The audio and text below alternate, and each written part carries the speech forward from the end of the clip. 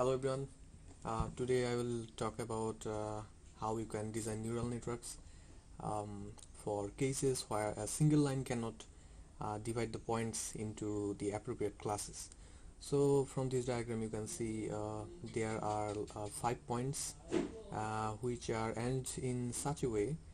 Among these points, these 3 points, these 3 actually belongs to class A, and these 2 belongs to class B. So it is easy to see that if you consider just one line, it is not possible to separate these 2 and these 3. So for this reason we have to design a neural network that considers combination of lines that can classify these points into appropriate classes. To do this, the first step is to think about lines that can actually separate the point into 2 regions. One region is for class B and the other region is for class A. In this case, these 2 points we have considered it to be in class B. So we can think of these 3 lines. The inner part of these 3 lines can be considered as class B. So after thinking about the lines, we have to formulate the equations for them. The equation formulation, we can use a simple formula y is equal to mx plus c. But here intuitively you can see this line. Let's consider this line, the first line. Its equation will be another thing. Here instead of x and y axes, I have numbered it as x1 and x2. This is the convention in machine learning because there can be more than 3 dimensions, and in that case it's better in this form, like x1, x2, x3, x4. You can go up to higher dimensions without any problem, but if you use x, y, z, it will become problematic after z. What I was talking about, okay, the equation of line 1. As you can see, this line is actually, you can represent it using x2 is equal to some value. What's the value? 1, 2. So we can consider it 2.5, no problem. So x2 is equal to 2.5, equation for this line. And in the same way you can find the equation for other 2 lines which I have shown here. So x2 is equal to 2.5, x2 is equal to 2.5, this line. x1 is equal to 3.5, x1 is equal to 3.5, 1, 2, 3, 3.5. So x1 is equal to 3.5, and the last one, third line, which is x1 is equal to 1.5, x1 is equal to 1.5. So these 3 lines, they can separate these points into 2 classes.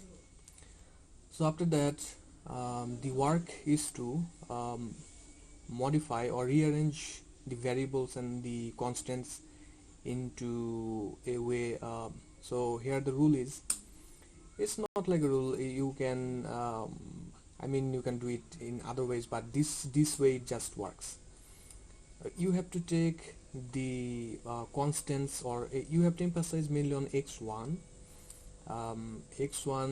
and take whatever is on the other side to the side of x1. If x1 is present in the equation, if x1 is not present in this equation, like x2 is equal to 2.5, there is no x1 in here, then you can just take the constant on the variable side. So if there is x1, emphasize on that. If there is none, then just use like x2. There will always be one variable, at least one variable. So I have rearranged it. So x1 is present in this equation, so I have taken 3.5 on this left side, and I have found these 3 equations. After that,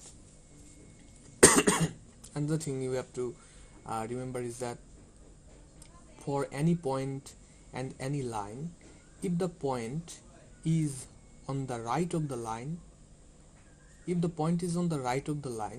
if you put this point into the equation of the line, then it will result in a positive value. If the point is on the left of the line, then if you put the point in the equation of the line, it will result in a negative value.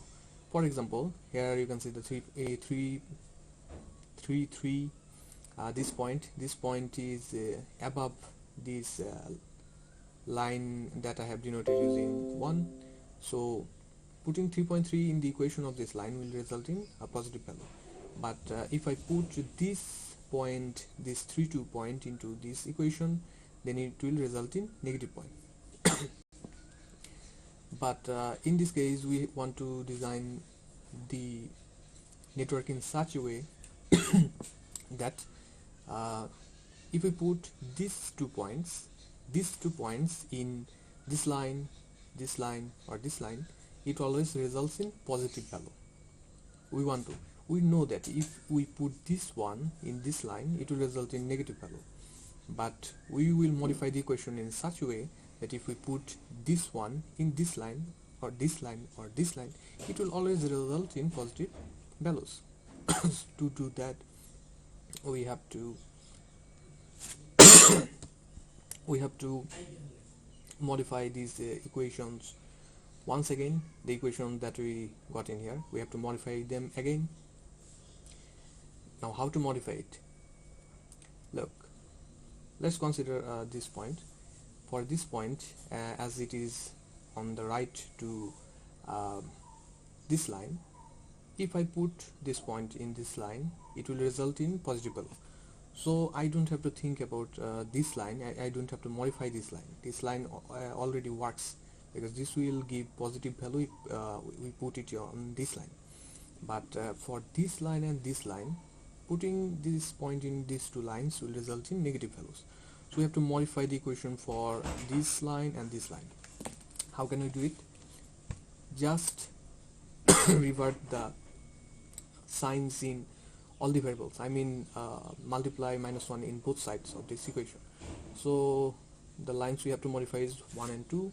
What's line 1 and 2? This one and this one.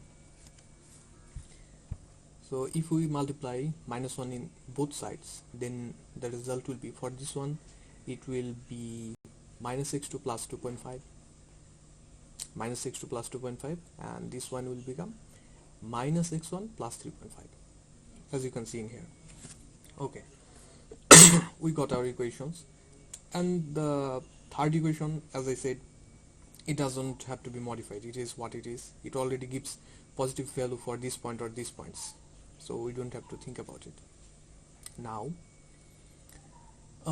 we got these three equations, and using these three equations we can design our neural network. But before that, we have to bring in other variables that are here, as it is a two-dimensional problem. So there will be two variables. So in this equation, even though x1 is not present, we can just enter 0.x1. It stays the same way for all the other equations, just bringing the other variables that is not present normally. So here there is no x2 in this equation, but we have brought in x2 in this way. So from these equations we can design the neural networks. It's simple. So our input variables are x1 and x2, so x1 and x2 here, and we want 3 processing elements. Why 3 processing elements? Because we have 3 lines that determine if our points is in class A or class B. For this reason, there are 3 processing units and 2 variables which are inputs, and the weights that connects these inputs to these processing elements, we can find it from here. Let's see, for this equation 1, x1 and x2 are the inputs. So x1 and x2 are the inputs, and weight for x1 is 0, weight for x1 is 0, weight for x2 is -1, weight for x2 is -1, and the this part is added as the bias. Input is 1 and bias is 2, so completely this thing is actually the representation of this equation right here. And same for the other two processing units. Alright, so now what is this this processing unit? We will talk about it right here. So in here, if any point is on the inner side, if any point is in this region, if we put that point in here or here or here, I mean in the neural network, if we input that point in this neural network, then for equation 1 we will get a positive value. For equation 2 we will get a positive value. For equation 3 we will get a positive value too.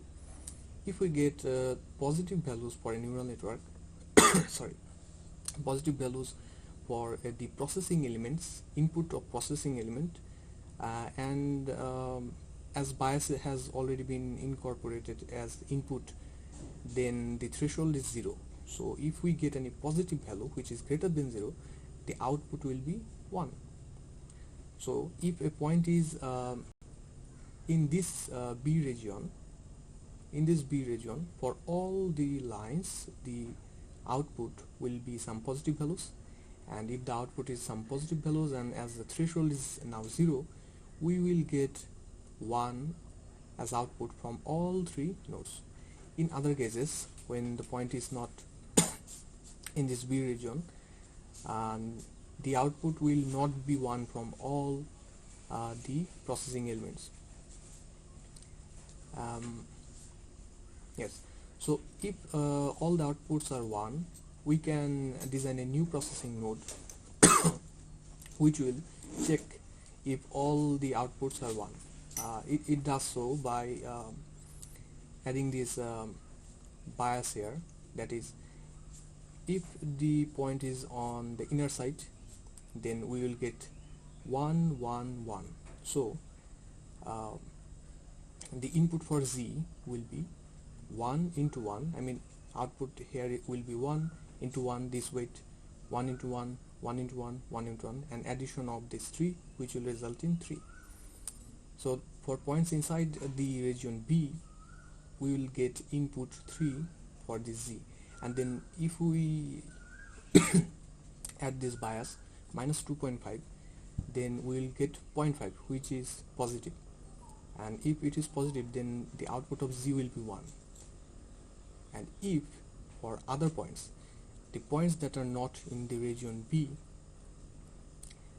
we will not get all 3's in this output. So it may be 2, it may be 1, maybe we will get 2 1s or just 1 1s, but we will never get 3 if the point is outside the region B. In that case, let's consider we get 2, we get 0 here and 1 here, 1 here. So in that case, the input will be 0 1 1, which is, if we sum that, it will be 2. 2 minus 2.5 is negative. So if it is negative, the output will be 0. That means it belongs to another class. So we can check if the network is working properly by checking with point. Let's try for point 2 and 1. 2 and 1. Okay, this point is in this region. So if I calculate things like the point is 2 1, so 2 here, 1 here. For this processing element, the calculation will be 2 into 0, I mean 2 is x1, 2 into 0, this weight, plus x2 is 1 into minus 1 plus this bias, which results in 2 into 0, 1 into minus 1 plus 2.5. which is positive. We have designed it to be positive, so it will be positive as it is in region B. So as this this gives a positive value, so y out will be 1. It's a rule of neural network. As it is greater than the threshold, the output, this output will be 1, so we get 1 here. For this second processing element, we can calculate it in the same way, and again it will be 1.5, which is greater than 1. Then in this case it will be output, the output will be 1 2. And for the third line, I mean third processing node, the lines are actually represented using these processing nodes, as I have shown earlier. So for the third line, even for the third line, we can get positive values and the output will be 1. So we get 1 here, 1 here, and 1 here. So if we multiply those outputs with these weights, which is 1 1 1, and then sum it, you will get 3. And if you get 3 and add this bias minus 2.5, then you will get 0.5, which is greater than 0, which will result in the output of Z to be 1, which is our class B, which means it's our class B. So if any point is inside this region B, you will get the output as 1, so which will mean output 1 will be class B. Let's try it another point. 3.3. This one is not in this region, so let's see what happens. 3.3 is in here, not in B region. So we can expect to get 0 for class levels. For 3.3, we will calculate in the same way, so the weights are same, just inputs are different. So if for the first processing element, it will be the output will be negative, and so y out will be negative. I mean y out is the output of the neural network. It's binary, it's either 1 or 0. So if we get negative value here, the output will be 0. And for the second processing node, we'll get 1, and third processing node will get 1. So it's not 3, as you can see. 3 we will get 1 in all these cases if it is in B region. So now this will go as the input for this Z node, and if we calculate the output of Z out will be 0 into 1, 0 into 1, the weight plus 1 into 1 and 1 into 1, and then the bias minus 2.5. So if we calculate it, the output of Z for this point 3.3 will be negative. Negative means it will output 0, which will mean class A, as 1 is class B. Let's try another point. 4.2. For this point, as you can see, 4.2 is also not in region B, it's here. So for this point, you will get something like this, and if you calculate the Z out, then you will get a negative value. Negative value will result in output of 0, which means class A. So as you can see, the network is working perfectly in classifying these points as I have done, and I am hopeful that the points that I have left out will work too. So in this way you can design a neural network. In cases you cannot separate the classes using a single line. Okay, that's it. Have a good day.